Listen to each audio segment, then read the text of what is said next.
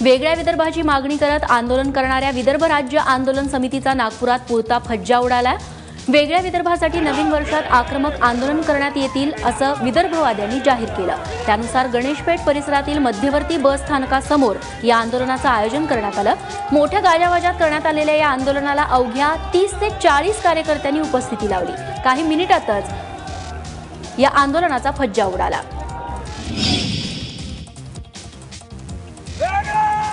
वेगळ्या विदर्भाची मागणी करत यवतमाळमध्ये वकील संघाच्या वतीनं बस स्थानक परिसरात रास्ता रोको करण्यात आला। जिल्हा न्यायालयापुढे रस्त्याच्या मधोमध टायर जाळून वकिलांनी निदर्शनं केली। मात्र आंदोलकांची संख्या जेमतेमच असल्यानं त्याचा पुरता बोजवारा उडाला। पोलिसांनी तात्काळ वकिलांना अटक केली आणि नंतर त्यांना सोडून देण्यात आलं। स्वतंत्र विदर्भाच्या मागणीसाठी बुलडाण्यातल्या मेरा चौकी परिसरामध्ये विदर्भवाद्यांनी चक्काजाम आंदोलन केलं। स्वतंत्र विदर्भ आंदोलन समितीच्या शेकडो कार्यकर्त्यांनी बैलगाड्या, बकऱ्या अशा जनावरांसोबत नागपूर पुणे महामार्गावरती ठिय्या आंदोलन केलं। आंदोलनामुळे सुमारे तासभर या मार्गावरची वाहतूक ठप्प झालेली होती। आंदोलनाला हिंसक वळण लागू नये यासाठी पोलिसांचा कडेकोट बंदोबस्त इथं ठेवण्यात आला होता। मुंबई नागपूर समृद्धी महामार्गाला होणारा शेतकऱ्यांचा विरोध कायम आहे। हा महामार्ग रद्द करावा यासाठी औरंगाबादेत शेतकऱ्यांनी खासदार रावसाहेब दानवे यांच्या घरासमोर आंदोलन केलं। आंदोलक शेतकऱ्यांनी पिपाणी वाजवून या महामार्गाला जोरदार विरोध केला। मुंबई ते नागपूर अशा 710 किलोमीटर लांबीचा समृद्धी द्रुतगती महामार्ग नागपूर, अमरावती, औरंगाबाद, नाशिक आणि कोकण या 5 महसूल विभागातील तब्बल 350 गावांमधून जाणार आहे। या मार्गासाठी अनेक शेतकऱ्यांना जमिनीही जाणार आहेत त्यांच्या, त्यामुळे ठिकठिकाणी या महामार्गाला विरोध करण्यात येतोय।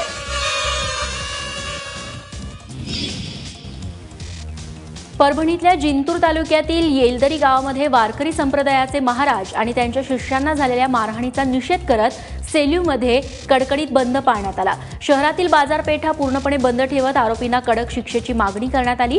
घटनेच्या निषेधार्थ काढलेल्या मोर्चाला महाविद्यालयीन तरुण आणि नागरिकांनी हजेरी लावली। ओबीसींची क्रीमी लेअर मर्यादा 6 लाखांपासून 8 लाखांपर्यंत वाढवण्याचे प्रयत्न सुरू असून ही मागणी मुख्यमंत्री देवेंद्र फडणवीस पूर्ण करतील असा विश्वास सामाजिक न्याय मंत्री राजकुमार बडोले यांनी व्यक्त केलाय। नंदुरबारमध्ये भाजप ओबीसी मोर्चाच्या कार्यकारिणीची राज्यस्तरीय बैठक झाली, त्यावेळी ते बोलत होते। राज्यातील जवळपास 350 ओबीसी जाती स्वतःभोवतीच केंद्रित झाल्यानं समाजाला आपल्या प्रश्नांची जाण नसल्याचं त्यांनी सांगितलं। सोलापूरच्या करमाळा तालुक्यातील भिलारवाडी इथल्या मकाई सहकारी साखर कारखान्याच्या निवडणुकीत राष्ट्रवादीच्या दिग्विजय बागल यांनी आपली सत्ता अबाधित राखली आहे। कारखान्याच्या 9 जागा यापूर्वीच बिनविरोध निवडण्यात आलेल्या आहेत। उरलेल्या 8 जागांसाठी झालेल्या निवडणुकीत बागल यांच्या गटानं 8ही जागांवरती मोठ्या फरकानं दणदणीत विजय मिळवलाय। सातारा जिल्ह्यातल्या भुईंज येथील किसनवीर सहकारी साखर कारखाना आणखी गोत्यात आलाय। सभासदांनी विश्वासानं गुंतवणूक केलेल्या तब्बल 42 कोटींचा गैरव्यवहार केल्याप्रकरणी मुंबई उच्च न्यायालयानं आता चौकशीचे आदेश दिलेत। थकबाकीमुळे खाती सील करण्याच्या कारवाईनंतर उच्च न्यायालयानं दिलेल्या चौकशीच्या आदेशानं शेतकरी पुरते धास्तावलेत।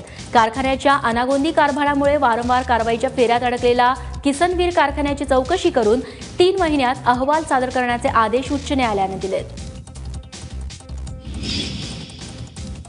गडचिरोलीच्या भामरागड तालुक्यातील धोडराज जिल्हा परिषदेच्या शाळेला संतप्त पालकांनी टाळं ठोकलंय। प्रगत शैक्षणिक महाराष्ट्र उपक्रमांतर्गत शिक्षण विभागाचे आयुक्त डॉक्टर पुरुषोत्तम भापकर यांनी दत्तक घेतलेल्या या शाळेतील शिक्षक दारू पिऊन येत असल्याचं दिसून आलं।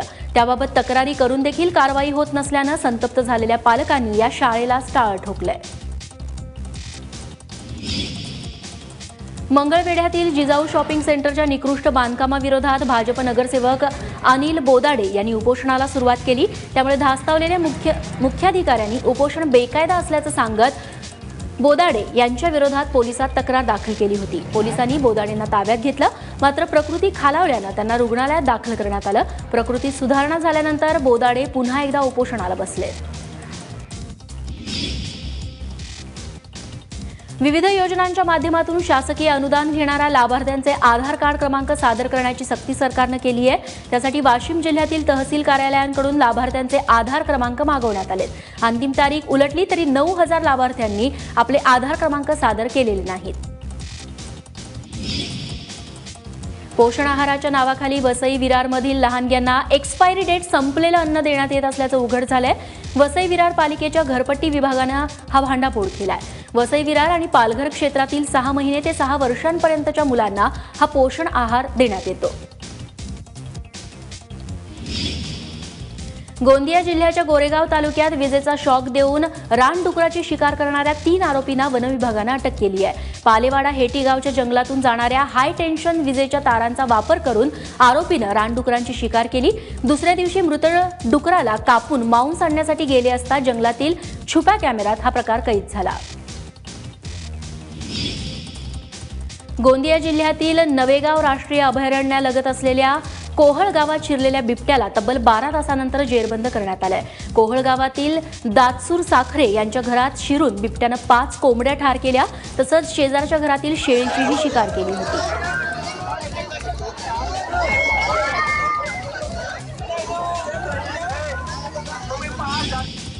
सांगलीतल्या माळवाडीत अल्पवयीन मुलीवरती झालेल्या बलात्कार आणि तिच्या हत्येची घटना दुर्दैवी असून आरोपींना लवकरच ताब्यात घेऊन फाशी देण्याचे सरकारचे प्रयत्न असल्याचं आश्वासन महसूल मंत्री चंद्रकांतदादा पाटील यांनी दिलंय। पाटील यांनी पीडित कुटुंबियांची भेट घेतली आणि त्यांचं सांत्वन केलं।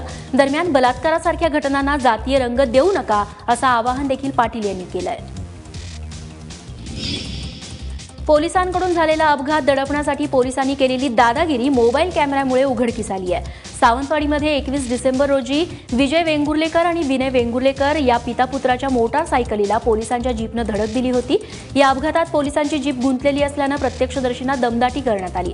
या प्रकरणाची सविस्तर माहिती घेऊन दोषींवरती कारवाईचं आश्वासन गृहराज्यमंत्री दीपक केसरकर यांनी दिलंय।